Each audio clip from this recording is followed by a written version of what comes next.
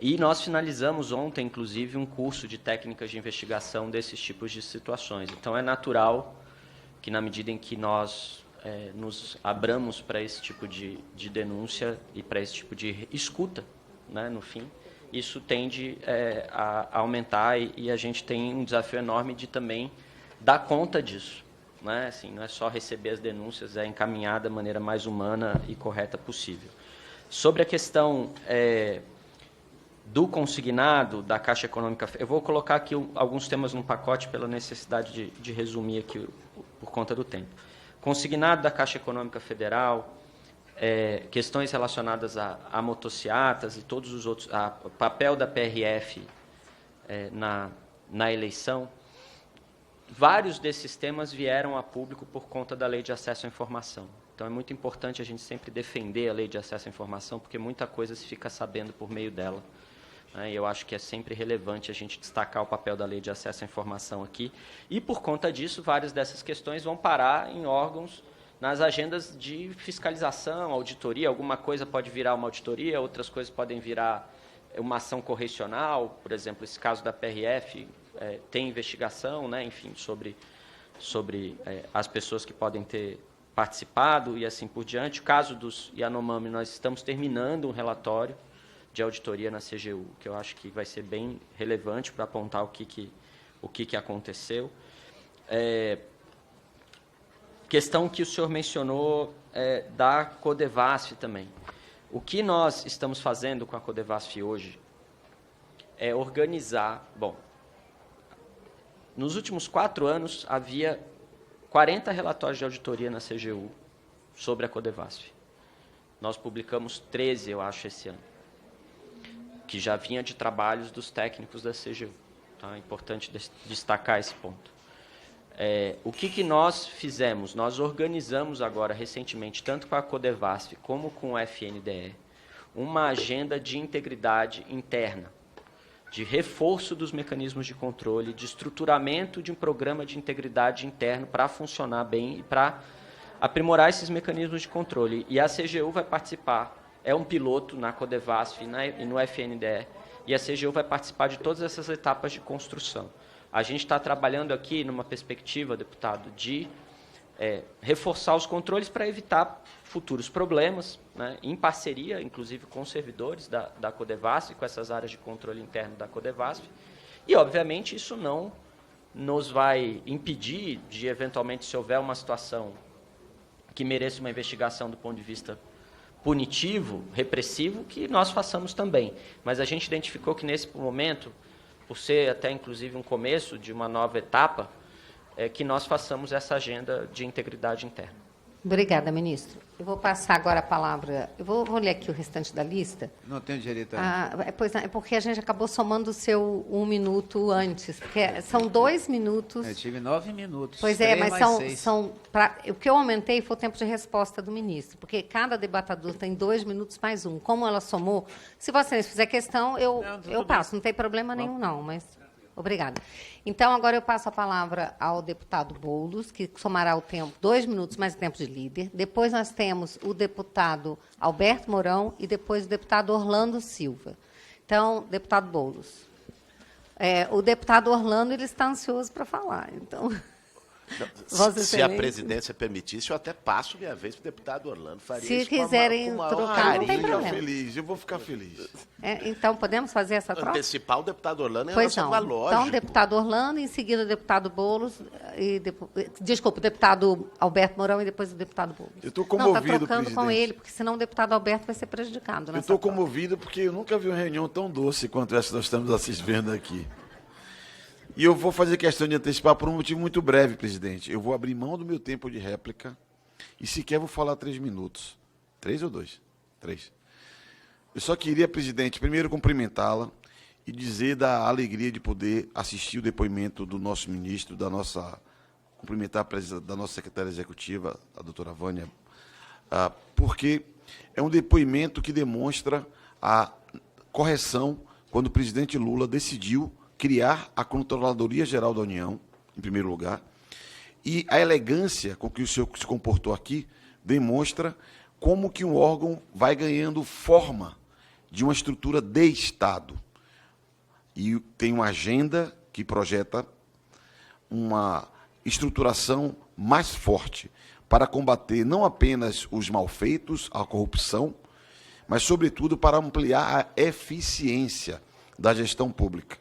Sai apenas das páginas policiais, enfrentando os temas policiais quando necessário, mas, sobretudo, aponta caminhos para ampliar a eficiência da gestão pública e espero que inspire o setor privado, porque no Brasil nós temos a cultura de raciocinar que tudo que é público é ruim, tudo que é privado é bom, o que é uma falácia. Então, a própria estrutura que aponta perspectivas de ajustamento da ação privada, eu considero nisso que é algo muito importante. E se eu tiver oportunidade, queria que comentasse se há alguma iniciativa que visa articular como se fora num sistema iniciativas semelhantes à CGU em outros entes da federação. Eu vivi em São Paulo a experiência da criação pelo então prefeito Fernando Haddad, algo que foi decisivo, no caso, para o combate à corrupção naquela cidade. E creio que a CGU, que é uma experiência relativamente recente no plano da gestão pública, pode e deve ser inspiradora para outros entes, e esse papel de liderança e coordenação pode ser muito importante. Muito obrigado, querido amigo, camarada, futuro prefeito de São Paulo, Guilherme Boulos, e ao meu amigo e irmão Mourão, pela gentileza de ceder o espaço. Pois não, ministro. Obrigado, deputado Orlando Silva, pelas palavras. De fato, nós estamos tentando cumprir a nossa missão e fazer o nosso trabalho na CGU da melhor forma possível, para honrar essa história que que Vossa Excelência acabou de mencionar.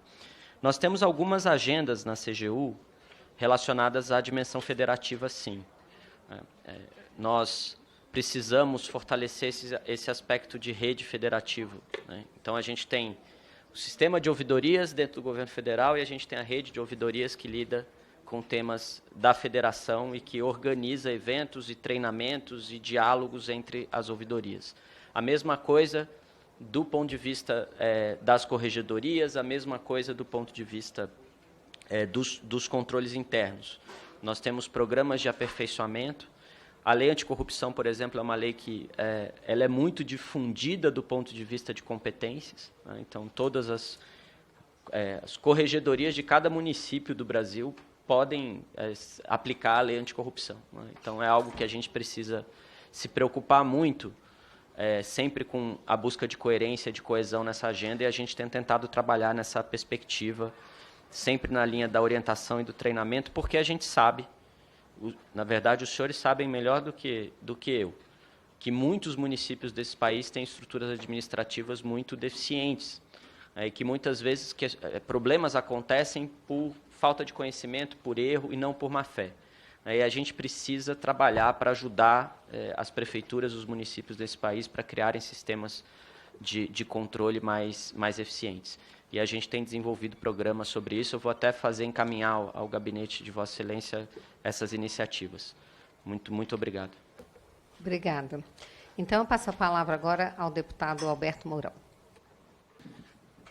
Bom dia, ministro. Prazer estar recebendo o senhor aqui. Eu queria começar, me chamou a atenção uma coisa, né? A gente tem uma controladoria geral, mas eu vi que, em alguns momentos, a controladoria ela acaba fazendo um trabalho que seria feito num outro setor, que seria o planejamento. Porque quando se avalia o desempenho de um programa, não quer dizer que você esteja controlando, né? E nós teríamos que fazer com o Ministério do Planejamento que funcionasse realmente como um órgão que olha por dentro do orçamento, da execução, não só do ponto de vista financeiro, mas de planejamento para o próximo orçamento, de planejamento do próximo PPA e do Plano Estratégico Nacional. Quando você não tem informações adequadas do resultado, e rapidamente eu tento explicar aqui, hoje nós temos 19 milhões de pessoas que só sabem ler e escrever o nome e são analfabetas.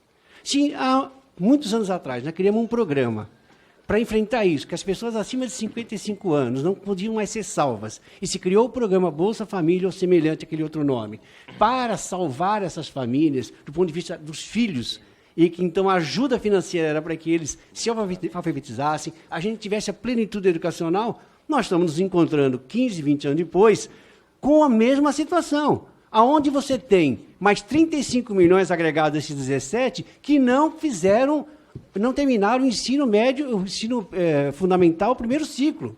Então, nós estamos falando de 50 milhões de pessoas. Aí a pergunta, o que o planejamento fez para entender o que aconteceu? Eu tinha tempo de líder, acho que eu mandei para cá. Chegou?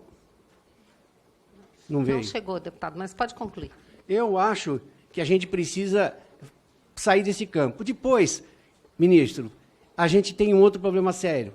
Quando você acha corrupção, é porque algo não está funcionando na fiscalização. E aí fica uma coisa. Quando você vai para a Codevasp, quando você vai para o DR, quando você vai na fiscalização, o que nós temos no Brasil, e a lei de licitação não vai resolver isso, é muita planilha diferenciada. Então, a Petrobras tem uma planilha, o DR tem outra, a outro órgão, cada um tem uma maneira de fazer planilha de cálculo de custo. E aí, você abre espaço para interpretações diferenciadas. Diria que o que aconteceu com a Lava Jato foi isso. Eu votei contra aqui, quando eu passei da outra vez, o regime diferenciado de contratação, as tabelas diferenciadas da Petrobras, as tabelas diferenciadas da Copa, tudo isso permitiu a abertura de para quê? Você pegou poucos casos que usaram a 866 antiga. A maioria foram nos regimes especiais de contratação. Então, o que a gente precisa fazer não é só a fiscalização e controle. A gente precisa efetivamente também ser propositivo de que achar com bisturi como resolver esses problemas de reformulação da legislação. Esta lei de licitações ela precisa colocar uma tabela nacional única, para que a fiscalização vá atrás não de preço mais, vá atrás de quantitativos, que é o instrumento que o cara tem para fazer superfaturamento. Obrigada, deputado. Ministro. Obrigado, deputado.